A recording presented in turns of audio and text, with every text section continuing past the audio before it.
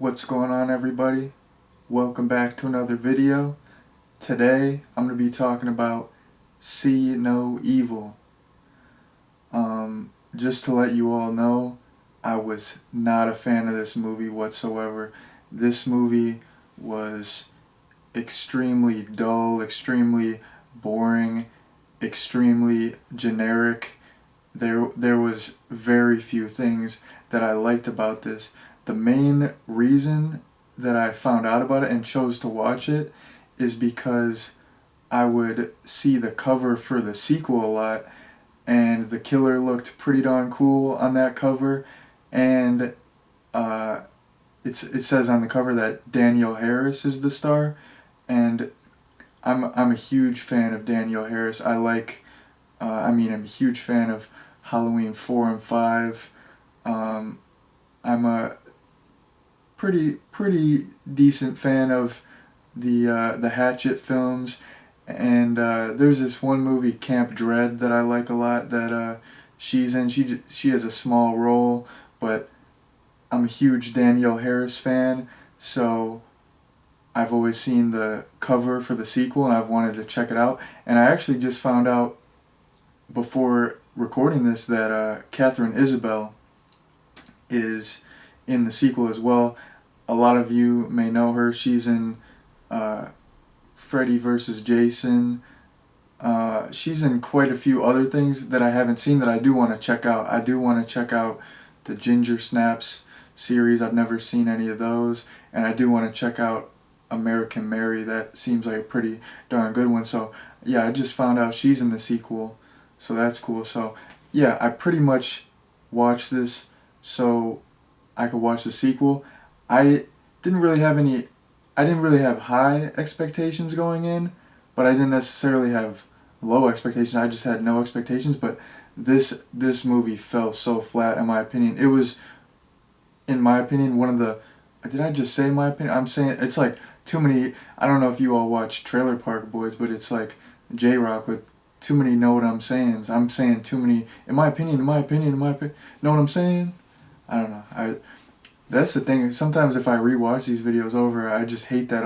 I'll say like 1,000 times. I'll just notice I'm like, why am I repeating so many of the same words? I need to read a thesaurus or a dictionary, expand my vocab, you know? But anyways, yeah, this was one of the most generic slasher movies I've ever seen in my entire life. And that's coming from a dude who's seen some generic slasher movies. This, I mean, this really had nothing going for it. There was like the kills, they were like non-existent. There was barely any kills. There was like one or two decent ones, but the kills were not good. The cast was so forgettable. I don't even remember anyone's name in this movie, and there was no like lead character. There was, I don't know who I was supposed to follow. You would follow all these different people. There was no final girl. There was like three people survived, and I couldn't tell you their names. I couldn't tell you anything about them. They were generic as hell. I mean, the cast was forgettable. The kills were forgettable. The entire movie was forgettable. It was just, I don't know. It was short too. It was only an hour and 25 minutes, but I was just sitting there like, when is this gonna be over? I don't know. But now that since I've mentioned the characters, I'm gonna get into a quick plot synopsis, and I pretty much say this in all my videos, so I probably sound like a broken record, but I'm getting into spoilers, just a heads up. So, the beginning of the movie, you have this cop, he's checking out this murder, and while he's there, you see the killer. He kills this dude with an axe, which was really impressive, and that set the tone. And I was like amped. I was like, because the killer is actually cool. That's one of the few aspects of this movie that's cool. The actor who plays it, he's a WWE guy. I'm not familiar with him, but when I was looking up the movie, I looked into him, and I've heard about him before, but I'm not a big WWE guy. No hate against it, but it's just not my thing. But anyways, he's like 7 feet tall, built, really intimidating. The way they make him look, he has like these grimy, disgusting teeth in the movie. He has these huge fingernails, and he's this big brute. He's like Jason, where he's not all there mentally. He's just this big brute, and in that beginning sequence, he gets an axe and he just totally brutalizes this person. And I was like, hell yeah, let's go. Like this is gonna be decent. And then the cop who's investigating this, he finds this girl. She has her eyes gouged out, and then he shoots the killer. So then the movie fast forward 4 years, and the cop is in charge of these convicts. They're going to this place to renovate it. It's kind of like their community service. If they renovate this place and stay on good behavior, they get a lighter sentence. And while they're there, the killer that the cop thought he killed he's still alive, and he's picking people off. So that's the basic plot synopsis. Yeah, the kills. So the thing in this movie is, the killer, he has this crazy mom. She's a religious fanatic, and she wants to punish anyone who has bad morals. And you see flashbacks. She would like lock him in a cage when he was little, and anything that's a sin she is so against. So that's why he gouges people's eyes out, is because they did something wrong. They were sinners. Basically that's his motive. And getting into more spoilers here, towards the end you find out that this woman that had them come to this place to renovate it, you find out that that's the killer's mom, and she brought them there because she wanted to bring the cop there to get revenge, and all the convicts they were just in the wrong place at the wrong time. That twist, I saw it coming from a million miles away, and I never see things like, I always fall for red herrings in movies where there's a mystery element or a whodunit element. I'm a big dummy when it comes to that. I never figure out who the killer is or what the mystery is, but in this, it was so obvious, and I knew it right away. So yeah, that was the big twist, and it was pretty lackluster in my opinion. Actually, the third act though was kind of cool, because his mom is always talking about like the evil and the sinners, and then he realizes she's the evil, she's the problem, so he just impales her on these giant spikes. That was crazy. That was just unexpected, intense, really dark. So that got me interested. When they actually kill the killer, that's pretty cool. They throw him out this window, and it's a lot of CGI, but I mean, for that, you can't really do that with practical effects, and if you did, it would be dangerous, or what would they do, get like a dummy? It would probably look fake. So yeah, it was CGI, but it didn't look bad in my opinion. I thought that was a really cool death scene for the killer. It was a really cool climax. Yeah, like I said, most of the kills in this were not good. The actual killer's main weapon was cool. He had this giant chain with a big hook on it, and he would just pull people towards him, like pull them into the elevator and stuff, which was really cool.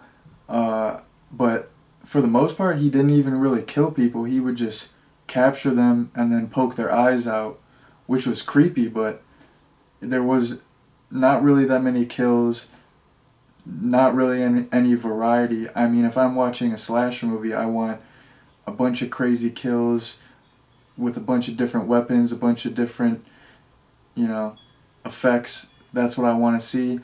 I didn't see that. There was one kill that I did like though. There's this girl, and she's thrown out of a window with this rope tied to her leg, and right before she's gonna hit the ground, you know, the rope saves her, but then she has all these cuts and these stray dogs just start going at her and biting her arms, and that was super intense, and I really liked that. But like I said, the kills were just, they were so sporadic. There was like I said, I can remember that one and the actual killer being killed.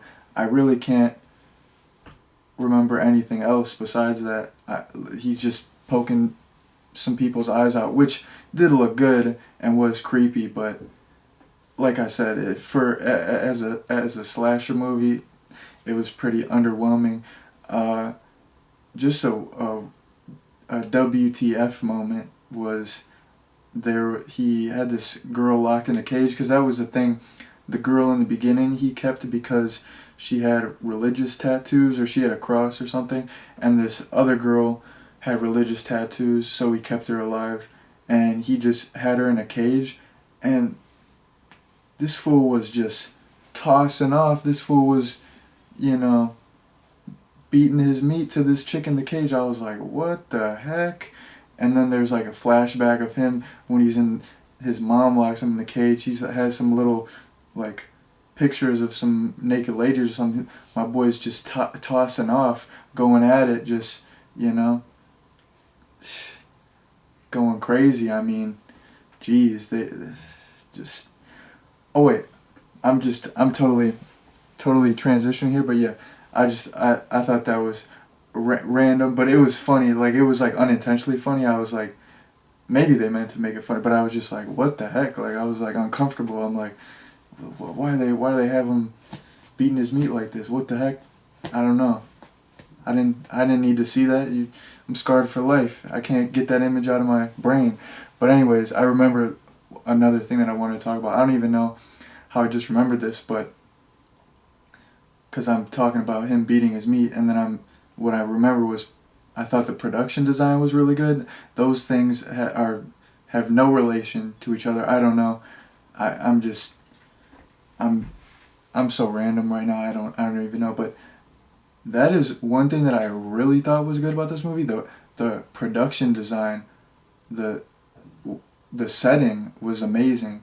All the windows had this, they were like really yellow and aged, and this abandoned building looked really good. It was really eerie and creepy. Everything was dirty and grimy, and when you see he has all these glass jars with the eyeballs, and there's this one room where he has all these dollar bills, all these bloody dollar bills all over the walls. All of the production design and the set dressings were perfect for a horror movie. I thought the actual look of this movie was really creepy, really effective. I think the production design was excellent, and it's a shame that the production design was so good and the setting was so good, but the actual movie just fell so flat. So I wanted to talk about that, but for the most part, I think I pretty much talked about everything that I wanted to talk about. You know, I don't have that much. I don't have that much to say about this movie. Like I said, it was pretty underwhelming. But like I said, the main reason I watched this is because I was interested in the sequel with Danielle Harris. So, I mean, I'm not going to just watch the sequel. That wouldn't make sense. I have done that in the past. I've watched movies out of order, which I think I used to be like insane or something. Who would do that? But yeah, like I pretty much just watched this so I could watch the second one with Danielle Harris. Maybe that one's a little bit better. Maybe that one sucks too. I mean, even if it does suck, it'll be cool to see Danielle Harris. I think she's like the main character, the star of that film. So that'll be pretty darn cool. It's always cool to see her and stuff. But anyways, that's pretty much all I have to talk about. I'm going to wrap this video up. Thank you all for watching. Peace out.